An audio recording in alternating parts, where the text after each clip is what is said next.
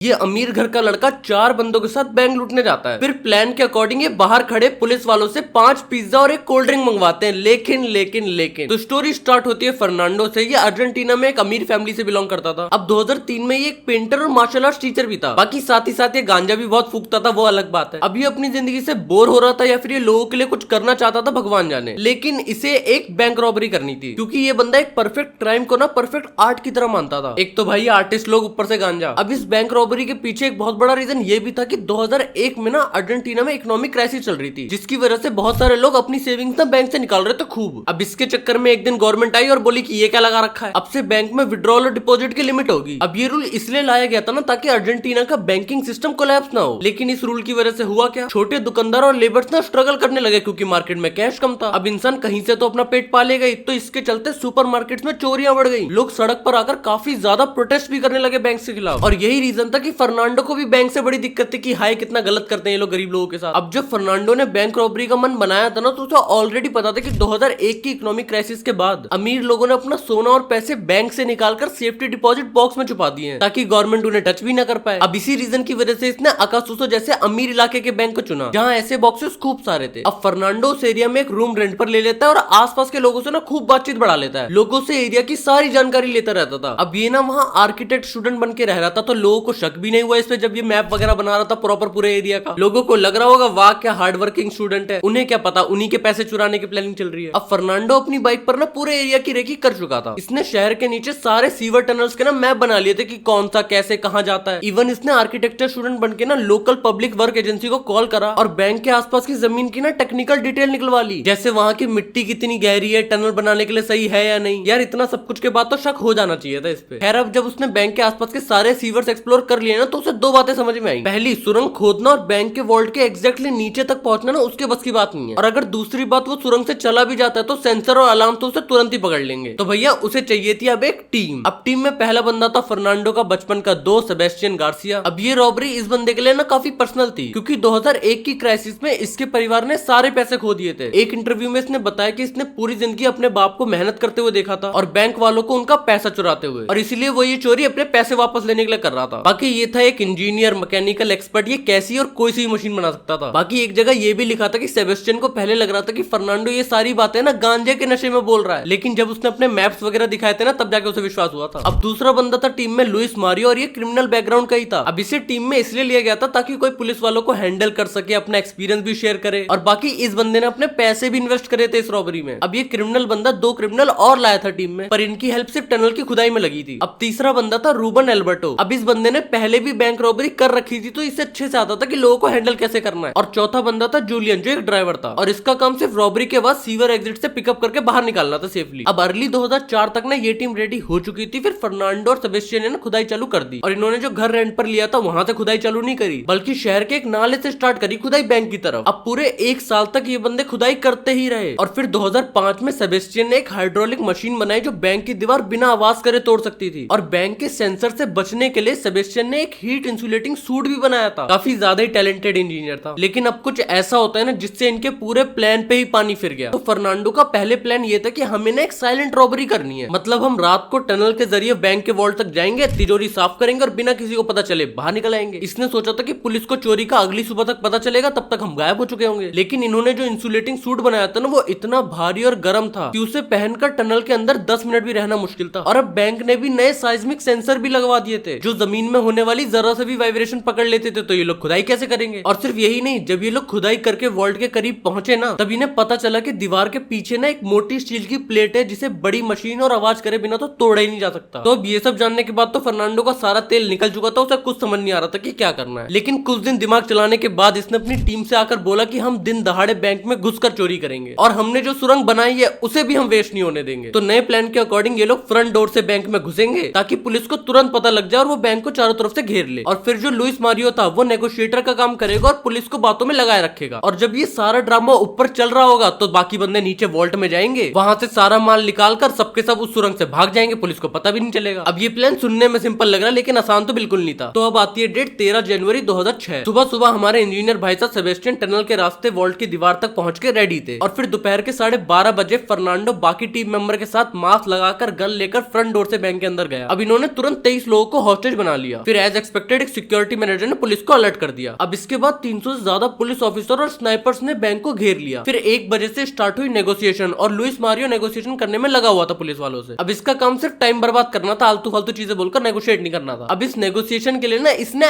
Acting classes भी ली थी ताकि ये घबराया हुआ रॉबर लगे, क्योंकि रियल में तो इसे घंटा डर लगता था, इसे बहुत एक्सपीरियंस था। अब ये लगा पड़ा तो पुलिस से फालतू की बातें करने में ताकि उन्हें उम्मीद रहे कि हाँ बस सरेंडर कर ही देंगे रॉबर्स। इवन पुलिस को और ज्यादा कंफ्यूज करने के लिए ना ये लोग एक हॉस्टेज के लिए हैप्पी बर्थडे तक गा रहे थे। अब उधर नीचे फर्नांडो वॉल्ट की दीवार के पास गया और सेबेस्टियन को इशारा दिया कि कहां छेद करना है, और सेबेस्टियन ने भी पूरी दीवार नहीं गिराई, बस इतना सा छेद करा जिसमें से एक इंसान और लूट के बैग निकल जाए। और ये काम इन्होंने इतने ध्यान से किया ताकि ऊपर बैठे हॉस्टेजेस या पुलिस को ना हल्की सी वाइब्रेशन फील ना हो। प्लस अभी ने दूसरे सेंसर की भी टेंशन नहीं थी क्योंकि वो बस रात में एक्टिव होता था, दिन में नहीं। लेकिन इसके बाद बैंक के सेफ्टी डिपॉजिट बॉक्स को खोलने का सबसे बड़ा चैलेंज ये था कि एक बॉक्स को स्क्रू ड्राइवर और हथौड़े से तोड़ने में ना दिन लग जाते। लेकिन हमारे इंजीनियर भाई ने एक और कस्टम मेड हाइड्रोलिक टूल बनाया था। ये बंदा कितना टैलेंटेड था, इंजीनियर ही कह दे। अब ये एक साइलेंट मशीन थी जिसे बॉक्स के लॉक पर फिट किया जाता और हाइड्रोलिक प्रेशर से 7 सेकंड के अंदर तोड़ा जा सकता था। अब इससे इन्होंने रिकॉर्ड टाइम में 147 बॉक्सेस साफ कर दिए। फिर सारे लूट को इन्होंने वाटरप्रूफ बैग में पैक करा क्योंकि टनल के गंदे पानी से होकर निकलना था। अब सेबेस्टियन ने जैसे ही सारा सामान टनल में पहुंचा दिया तो इन्होंने लुइस मारियो को सिग्नल दिया कि अब अपना असली काम शुरू कर। अब पुलिस को लग रहा था कि सारे रॉबर्ट्स बस सरेंडर करने की तैयारी में है और इसीलिए रॉबर्ट्स ने सारे हॉस्टेजेस को बैंक के एक स्पेसिफिक एरिया में इकट्ठा करा है। अब इन्होंने हॉस्टेजेस से कहा कि तुम आराम से बैठे रहो, बिल्कुल शोर मत मचाना। फिर लुइस मारियो ने पुलिस से पिज्जा और एक कोल्ड ड्रिंक मंगवाई ताकि पुलिस को लगे अब तो रॉबर्ट्स बस थक हार गए और बेचारे खाना मांग रहे हैं अरेस्ट होने से पहले। और अब जब पुलिस बाहर पिज्जा अरेंज कर रही थी ये सारे रॉबर्ट्स एक एक करके वॉल्ट के अंदर गए और इन्होंने वॉल्ट का भारी लोहे का दरवाजा अंदर से बंद कर लिया और उसके आगे भारी एक फर्नीचर लगा दिया ताकि पुलिस को इसको भी खोलने में टाइम लगे। फिर ये सब एक एक करके उस छेद से टनल में चलेगा जहाँ सेबेस्टियन इनका वेट कर रहा था। लेकिन फर्नांडो ने उतरने से पहले ना सबकी गन इकट्ठा करी और वहीं एक जगह पर रख दी। अपने साथ अपनी गन लेकर ये लोग क्यों नहीं गए इसका रीजन पता चलेगा तुम्हें अभी। और इसके साथ साथ ना फर्नांडो ने वहां पर एक पोएटिक नोट भी छोड़ा था, आर्टिस्ट मेंटेलिटी। अब सीवर में बोट्स के जरिए ना ये लोग 10 ब्लॉक दूर एक मैन होल तक पहुंचे जहां ऊपर एक मॉडिफाइड वैन खड़ी थी और उसके फ्लोर पर ना एक छेद था जो सीधा मैन होल के ऊपर ही पार करी गई थी। ऐसा सीन तुमने किसी ना किसी मूवीज में पक्का जरूर देखा ही होगा। और हाँ, मूवीज रियल इंसिडेंट से इंस्पायर होकर ही बनती हैं। अब ये सारे टनल से निकलकर वैन के अंदर घुसे और ड्राइव करके निकल गए। अब इनके निकलने के 1.5-2 घंटे बाद जब पुलिस को बैंक से कोई आवाज नहीं आ रही थी तो पुलिस ने दरवाजा तोड़ दिया और बैंक के अंदर घुस गई। और जब ये लोग वॉल्ट तक पहुंचे तो उन्हें वो गन और नोट मिला। अब पुलिस को वो गन्स हाथ में लेकर रियलाइज हुआ कि ये तो नकली गन्स हैं, मतलब ये बंदे नकली गन से बैंक लूट कर चले गए। और इसके पीछे एक तगड़ा रीजन था, पता चलेगा अभी। अब जब पुलिस ने वॉल्ट के पीछे होल डिस्कवर करा तो वो सारा प्लान समझ गए तुरंत। फिर सारे एरिया के सीसीटीवी चेक करेगा लेकिन रॉबर्ट्स पहचान में ही नहीं आ रहे थे कि कौन है, क्यों है, कहां गए। पुलिस के हाथ में एक भी चीज नहीं लग रही थी, इतना परफेक्ट क्राइम था ये। लेकिन 5 हफ्ते बाद एक औरत आती है पुलिस के पास और बोलती है कि मेरे पति इन्वॉल्व थे इस रॉबरी में और वो पैसा लेकर अपनी नई गर्लफ्रेंड के साथ भागने वाले हैं। अब ये थी वाइफ रूबन एल्बर्टो की। लेकिन हुआ ये था कि रूबन के हिस्से में जो पैसे आए थे ना, एक दिन इसकी वाइफ ने उनमें से $3 लाख चुरा लिए। अब रूबन को आ गया गुस्सा और इनके बीच में झगड़ा शुरू हो गया। अब पैसे लेकर इसकी वाइफ का भागने का प्लान था ये इसका पता नहीं, लेकिन गुस्से में आकर वाइफ ने पुलिस में जाकर सबके ही नाम बता दिए। अब बाद में पुलिस ने सबको अलग अलग जगह से पकड़ लिया लेकिन इन्होंने टोटल ना 15 से $20 मिलियन की चोरी करी थी और पुलिस बस $1.5 मिलियन ही रिकवर कर पाई। और जस्ट बिकॉज इन्होंने रियल वेपन यूज नहीं करे थे इनकी सजा भी कम हो गई। अच्छे बिहेवियर के चलते सारे 4-5 साल में बाहर भी आ गए। और ये इनका एक बैकअप प्लान था फेक गन यूज करना ताकि अगर पकड़े भी गए तो सजा कम मिले हमें। बाकी इस हाइस्ट के ऊपर डॉक्यूमेंट्रीज और मूवीज भी बनी है, उनके नाम मैं पिन कोड में दे दूंगा। तुम बस कमेंट में रूबन की वाइफ के बारे में 2 शब्द लिखते जाना।